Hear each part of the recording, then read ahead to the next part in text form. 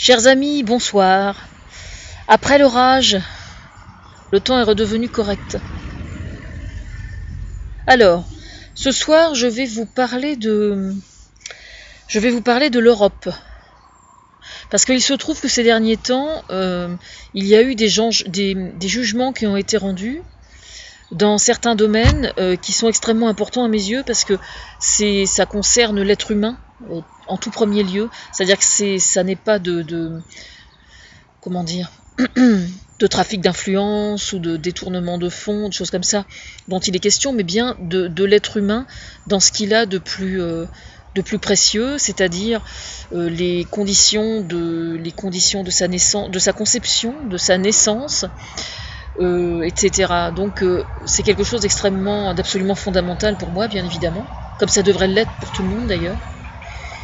Je veux parler donc des conditions de conception concernant la GPA, la PMA, pour les couples homosexuels, notamment, l'évolution de la famille, de façon générale, et puis le soin à la personne, tout ce qui concerne l'être humain, quoi. Donc ça concerne aussi le SMIC qui vient d'être voté en Allemagne, par exemple. La compétitivité des pays les uns par rapport aux autres en ce qui concerne avec les répercussions sur le droit du travail, ou plutôt le droit du travail qui a des répercussions sur la compétitivité des pays les uns par rapport aux autres. Je pense à ça parce que justement le SMIC en Allemagne a été adopté et a été signé par l'Assemblée. Certes, c'est une très bonne victoire, alors que justement ils sont en train de jouer au foot pour le quart de finale tout de suite là. Mais il n'empêche que la branche la concurrence déloyale relative à la transformation la charcuterie, enfin la filière porcine, je cherchais le mot, la filière porcine sont bizarrement écartées du SMIC en Allemagne, ainsi que le salaire des cueilleurs et des travailleurs saisonniers dans le milieu agricole. Donc on n'a pas fini d'en parler. Alors donc, la raison pour laquelle je vous parle de ça ce soir, c'est au sujet de l'Europe, justement, parce que s'il y a un point, pour moi, qui est extrêmement important au niveau de l'Europe, c'est précisément dans ces secteurs-là. Voilà. Et donc je compte bien, moi, sur l'Europe, justement, pour travailler sur le sujet. Parce que ça, c'est une chose, le droit des travailleurs et puis les SMIG. Moi, je prêche, évidemment, depuis 2 ans que François Hollande est au gouvernement, je prêche pour qu'au niveau européen, il y ait effectivement un SMIG dans tous les pays, c'est-à-dire que ceux qui ne l'ont pas encore, j'espère, vont s'y mettre, y compris l'Angleterre d'ailleurs, enfin le Royaume-Uni. J'aimerais bien que le Royaume-Uni se mette à avoir un SMIG aussi. Hein, parce que c'est bien gentil de faire partie le Tour de France de là-bas, mais encore faut-il que c'est mignon les petits maillots tricotés dans le petit village. Là, j'ai trouvé ça super mignon. C'est vrai, je trouve que c'est une idée extraordinaire. Mais encore faut-il que ce soit plus que je veux dire, le fait de faire partir le Tour de France de là-bas, c'est une excellente idée. Je trouve ça vraiment super. Moi, j'ai ma fille qui vit à Londres et qui travaille à Londres, donc je trouve ça vachement bien. Puis j'aime bien moi le Royaume-Uni. J'ai qu'une hâte, c'est de pouvoir y aller. J'aimerais bien que ça suive un peu mieux au niveau de la coopération européenne, par contre. Vous voyez ce que je veux dire ? Ça, pour moi, c'est extrêmement important. Et puis, les autres dossiers sur lesquels, justement, en ce moment, on est en train d'en parler, c'est au sujet du droit à l'IVG. Alors, je dis bien le droit à l'IVG et pas la promotion de l'IVG, parce que ça n'est pas du tout la même chose. Je rappelle que l'IVG est une loi qui autorise une femme à pratiquer une interruption volontaire de grossesse et que cette décision doit être prise pour répondre à une situation de détresse et que ça n'est certainement pas le fait de promouvoir le fait de faire un IVG, ce qui n'est pas du tout la même chose. D'ailleurs, sur ce fait, j'ai retrouvé une chanson sur le site Deezer, justement,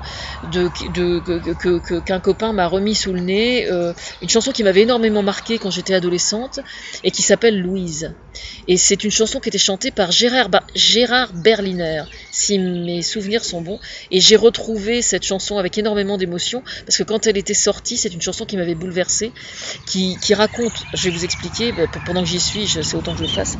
Ça se passe juste avant la guerre de 14, et cette femme est employée dans un château, enfin chez des riches quoi, et elle est elle est cuisinière, ou enfin elle fait vraiment les plus basses besognes, donc exactement comme ma famille, moi, mes grands-mères, tout ça, on était ça dans le pays de Caux. Moi j'ai une de mes cousines de grand-mère, ou je sais plus quoi exactement, qui était employée dans un château tout près là, hein. Enfin pas loin en tout cas, et sa vie entière elle était bonne de château, quoi. Voilà. Et donc évidemment cette chanson m'avait énormément marqué, parce que c'était une chanson juste bouleversante, quoi. Et donc il raconte ça, c'est une jeune femme qui tombe amoureuse d'un homme et qui se retrouve enceinte, et elle pratique un IVG, enfin évidemment tel que ça se faisait dans le temps, c'est-à-dire que sans aucune protection, sans rien, puisque c'était interdit par la loi. Et elle a le malheur de se confier au curé dans le cadre de la confession, pour soulager sa conscience, évidemment. Et lui, le père de l'enfant meurt pendant la guerre, et le curé est allé raconter ça au patron. Et donc en fait elle se fait humilier devant tout le monde, enfin c'est juste une catastrophe, quoi. Et c'est terriblement réaliste, comme pour décrire effectivement la véritable détresse dans laquelle cette femme se trouve. Et cette chanson s'appelle Louise. Et donc je vais mettre le lien de cette chanson sous la vidéo. Et le droit à l'IVG, donc pour moi, devrait faire partie des droits de l'homme, tout simplement. Parce que c'est pour répondre à une situation de détresse. Alors je tiens à rappeler quand même que il arrive quelquefois que des jeunes femmes aient envie de garder l'enfant, et quand une jeune femme se retrouve enceinte et décide de garder l'enfant, il est bien évidemment absolument hors de question de lui conseiller de pratiquer un IVG. Voilà. C'est une erreur de souhaiter avoir un enfant très jeune, c'est une erreur. C'est vraiment déconseillé socialement, parce que c'est une entrave pour trouver du travail et pour avoir son autonomie. Mais il n'empêche que quand ça arrive et qu'elle souhaite le garder, eh bien elle doit le garder, et il y a des aides qui lui seront données, et on l'aidera à garder son enfant. Voilà, ça c'est... fermons la parenthèse. Voilà, parce qu'elle n'est pas dans une situation de détresse dans cette situation-là. Elle peut être en situation de détresse si sa famille la rejette, par contre. Mais dans ce cas-là, on peut l'aider aussi. Il existe des institutions pour ça. Bon, toujours est-il que moi je compte énormément sur la Cour européenne de justice, justement, pour travailler sur tous ces dossiers-là, et notamment en ce moment en ce qui concerne l'association pour le droit à mourir dans la dignité et les problèmes d'euthanasie qui font débat en ce moment. Parce que j'ai vu qu'il y a certains intégristes catholiques qui ont menacé de mort un médecin qui avait aidé justement à un patient pour qui c'était vraiment préconisé, et la position des parents qui utilisent le cas de leur fils à des fins politiques est profondément dégueulasse, parce que ce sont des grands-parents, je dis bien des grands-parents, ce ne sont pas les parents de leur fils, ce sont les grands-parents de leur petite fille aussi, et les grands-parents de leur petite fille utilisent le coma et la situation de détresse de leur fils à des fins politiques. Je trouve ça profondément dégueulasse, et je trouve absolument scandaleux que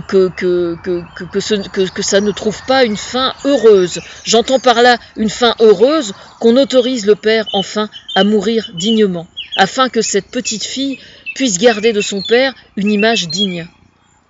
Le médecin qui est menacé par les intégristes catholiques, là, dit une chose, parce que c'est quelqu'un qui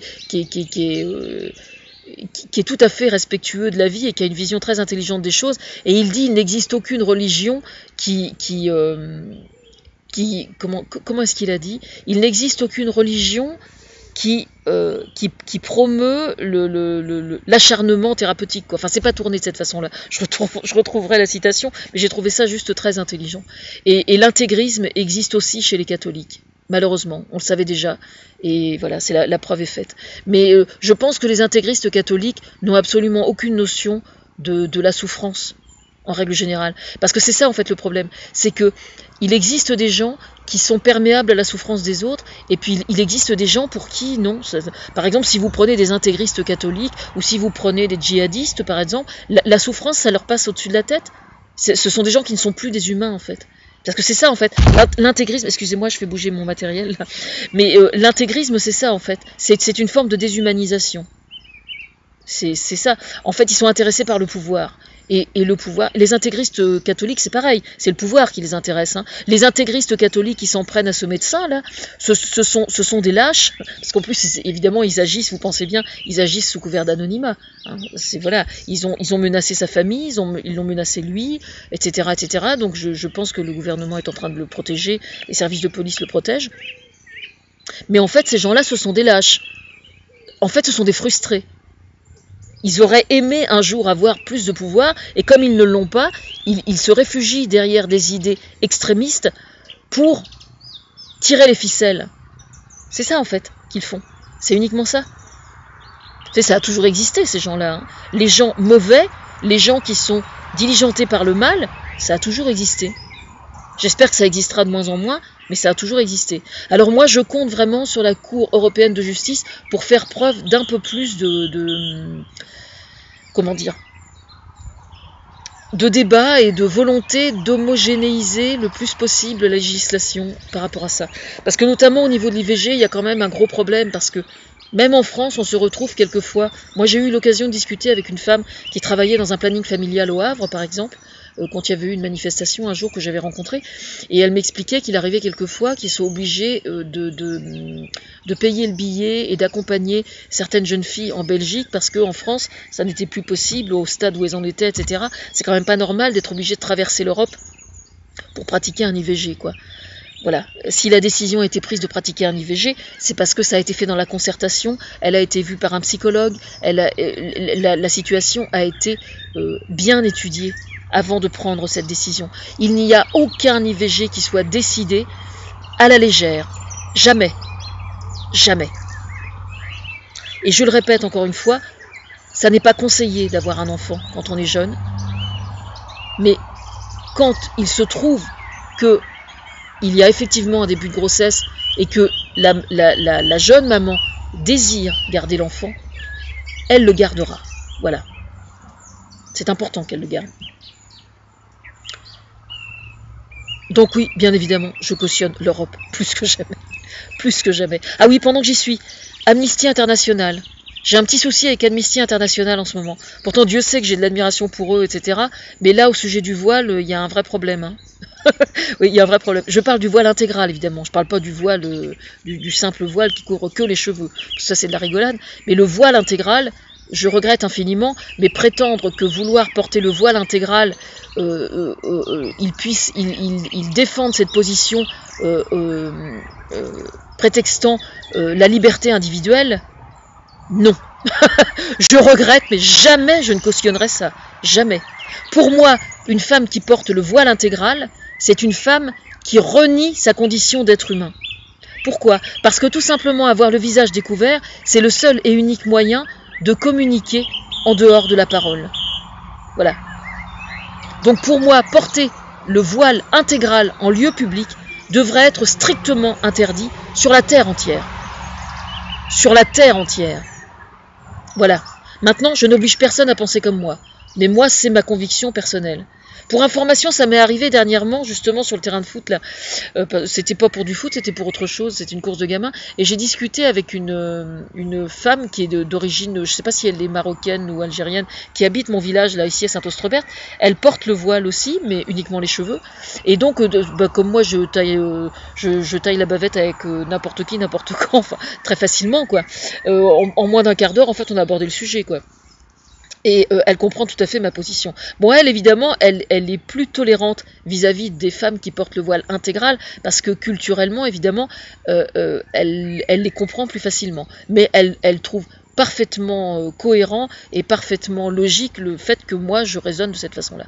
Par exemple, moi, quand je vois certaines femmes qui portent le voile intégral et qui créent leur entreprise, pour moi, c'est très simple, elles ne devraient pas avoir le droit de créer leur entreprise et d'avoir des salariés. Pourquoi? Eh bien, tout simplement parce qu'au sein d'une entreprise, il faut qu'il y ait une très bonne communication pour que tout se passe bien. Et on ne peut absolument pas avoir une très bonne communication avec une PDG ou une directrice qui porte le voile intégral. Je regrette. Hein, parce que quand on communique avec quelqu'un, on communique par la parole, on l'écoute, on l'entend et on perçoit beaucoup de choses par le visage et par le regard. Alors, pour moi, c'est absolument irrecevable. Irrecevable. Et sur ce plan-là, vous n'avez pas fini de m'entendre. Hein.